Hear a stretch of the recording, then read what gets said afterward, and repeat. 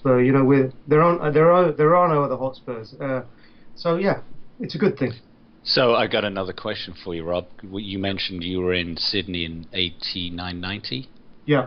I was there at the same time. And I do. I lived there for 4 years. Did the typical English thing, backpacking, and couldn't figure it out, and just stayed in Sydney the whole time. But I do remember, and I was in the restaurant business back then, and I do remember getting off work, and we went to some massive Irish club. It was packed, and I think it was Everton we saw, and I think that's the only time in the time I was out there that there was a live match featuring Tottenham. I think we lost that game, but it was a massive occasion. Lots of Spurs fans, lots of Everton fans, and just tons of people there at 2 or 3 in the morning. So kind of ironic you brought that up, but most English guys have done that at some point in their life or will do. So great, fabulous. And to that end, we're trying to do our part here. I mean, that's sort of one of our missions that the three of us have, is to promote the support and the popularity of this club here in the U.S. And we always have said it's an easy club for sort of newbies to get behind, because we have history and you don't have that sort of glory hunting connotation associated with supporting this club. Yeah, it's almost like I hate just comparing it to everything, but when you're in the Army and you hear the stories about the guys that fought in World War II and the ones that went into the airborne, and they were like, what in the world would possess you to want to go jump out of an airplane? And it's because those guys are the ones that, no matter what's going to happen, they're going to stick with you in the heat of battle and not turn and run. So supporting Spurs is like jumping out of an airplane. Yes. Sometimes without a parachute. Yeah, so you want to be in that group of guys. For us, every game day is away days. It's a 45-minute trek for me to go to the pub at 6 o'clock in the morning sometimes, and I don't care. I want to get there and enjoy it. It's very fun. The same group of people always show up. We have a little partner pub that we go to that we went yesterday for a 9 a.m. game on a Saturday morning, and there's youth sports going on, and people have families and obligations, and we had almost 35 people in there yesterday. Yelling, screaming, drinking, having a good time at the Staggering Irishman. Great name for a pub, by the way. We've heard that more than once. So it's awesome. It really is awesome. And when we think back, this is only really and truly our second full year of doing this as Dallas Spurs. And it's a massive metroplex. It is two big cities that make up one, basically, in Dallas and Fort Worth. Yeah. And the potential is huge. Rob, you had said, it's amazing that the club for business reasons is taking this on. I don't think they're doing enough. I really think that it is a gold mine an absolute gold mine of potential in fans, getting people to come on board as they build this new stadium, as they continue to strive for the possibilities of continual Champions League runs and whatnot. For them to be able to get the funds to make those kinds of dreams for the other fans possible. And I'm not trying to sound very American by saying we're it's because of us that there's a lot of revenue to be had. I'm not saying that at all. Yeah. What I'm saying is that the game has become so global because of social media, because of network coverage, the World Cup taking place in conjunction with NBC and Fox and all these networks over here that now carry it every single week. We can watch every single game in high definition, and people do. The ratings are going through the roof.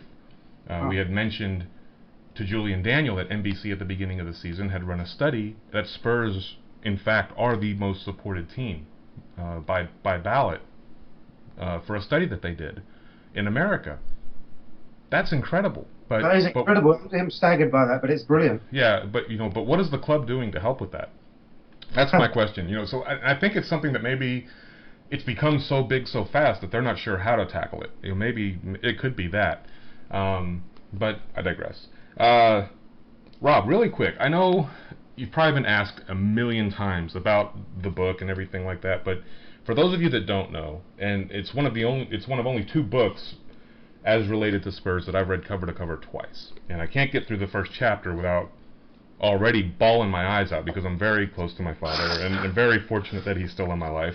But can you take someone who maybe doesn't know the story or whatever through the journey that it was with Julie writing the book and some of the personal artifacts and whatnot that you've found over the years?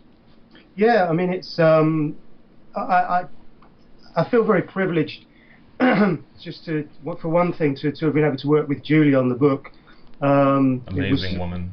Yeah, she's incredible, and that was a massive thing for me. So to put it into a nutshell, my father was John White. I'm starting off from the Idiot's Guide to the Ghost, just because because we're idiots. Because we're idiots. Yeah. No, you're in good cut. No, you guys know. How did you see it? For people that are listening to the pod that don't know, my dad was a fairly pivotal part of the double side, and was unfortunately struck by lightning, killed when he was struck by lightning in 1964. At the time, I was 5 or 6 months old. My dad was 27. And in his prime, ready to sort of be the next pivotal part of Bill Nicholson's plans. Yep. So about I guess it's not 2007, I was introduced to Julie through a mutual friend of ours, and I was doing some work with he's a designer, some work on a Spurs Opus book, and he was talking about my dad, and I was saying, I've always wanted to do a biography. And 2 weeks later, he was working with Julie, and he said to Julie, I was working with John White's son, Rob. And Julie said, well, she wanted to know, she's always wondered what had happened to my mum, my sister, and myself. From a woman's perspective, it was slightly different, although she's a Spurs nut. And we got together and wrote this book. And I think when we were both introduced to each other, we both probably just, well, I for one definitely thought it was just going to be a straight biography, a really nice way for me to tell the story of my dad. And it quickly became evident, and I think this is Julie's strength, 100%. It quickly became evident that it was going to be an interesting story. She found my story of growing up with this legend, with the story of my dad, because it was something that for quite a few years I shied away from when I was probably I guess teenager. For quite a long time, it was something I became resentful and became quite angry about, and didn't quite know. And I sort of equate it to people that are famous, and they say that they don't trust people sometimes who want to befriend them.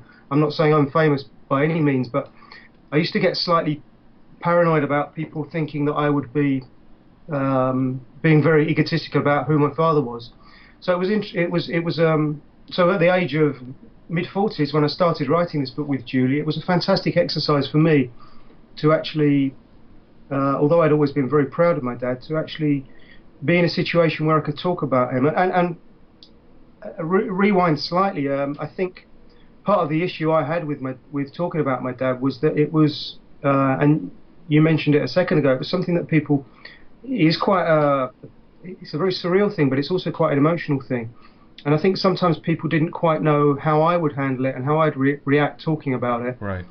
And I'll give you one very quick, for instance. When the book came out, there's bits in there that, well, there's two things. One, I'd always was slightly concerned all the way through about how my mum would react to it, because it was something that we'd never ever talked about, and people find that strange. Obviously, I talked about my dad, and I knew who he was, but it was we'd never sat down and had a proper conversation. And when I gave her the manuscript to read, she came back and she said, I said, what did you think to it? And she said she thought it was fantastic. She said, I thought it was really, really sad.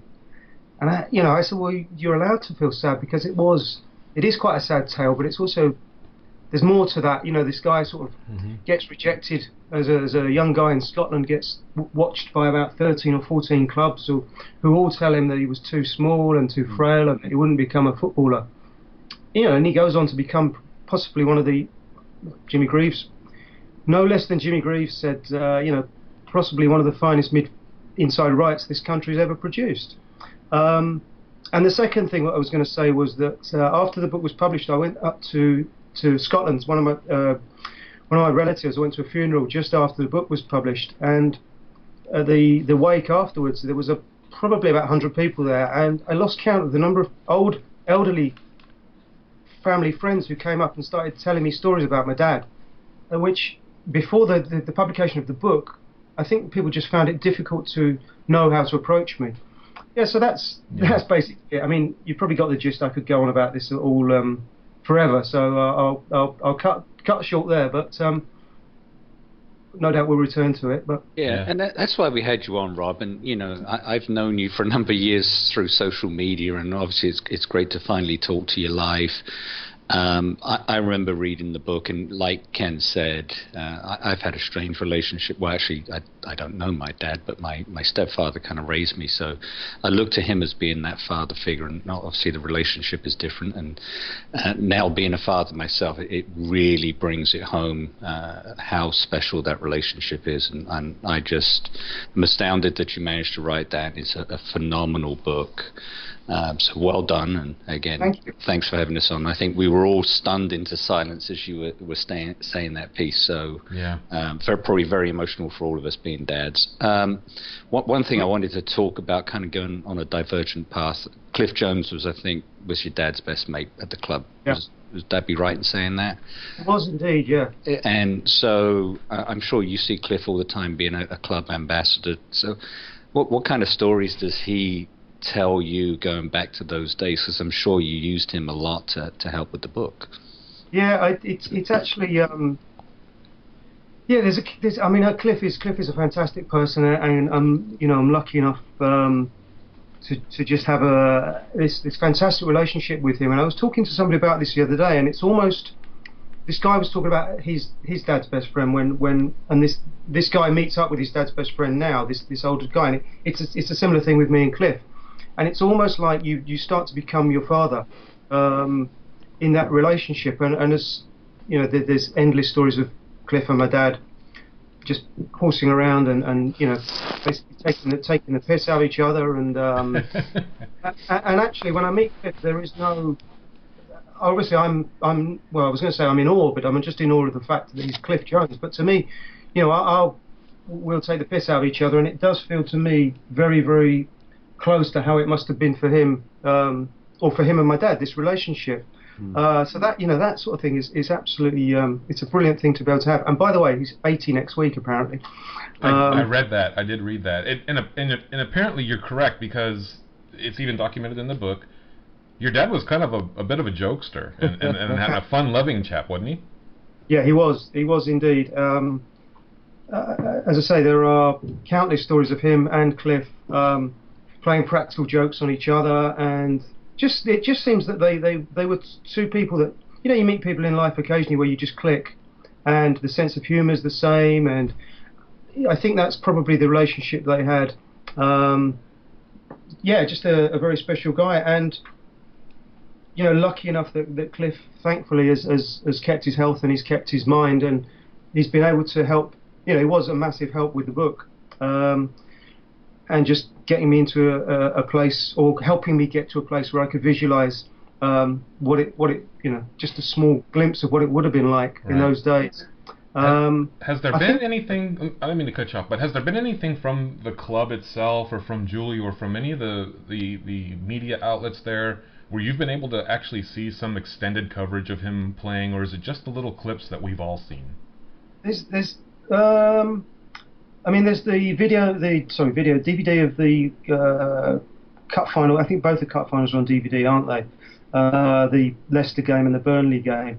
And there's sort of more Pathé News digitised all their stuff, funny enough, when we were halfway through the book. So a lot of the Pathé News stuff was available. There's also, in fact, somebody, I think it's Spurs Nostalgia on Twitter, Cliff Jones has got a home movie that you have to be careful what you're saying. It's not like footballers these days. It's not that sort of home movie, but this is this is and for me. And then there's also on YouTube. There's an amazing, absolutely surreal little film of there's a pub, the White Hart pub, and the is going to sound very bizarre. The landlord there showing off his gun collection to my dad, Cliff Jones, Peter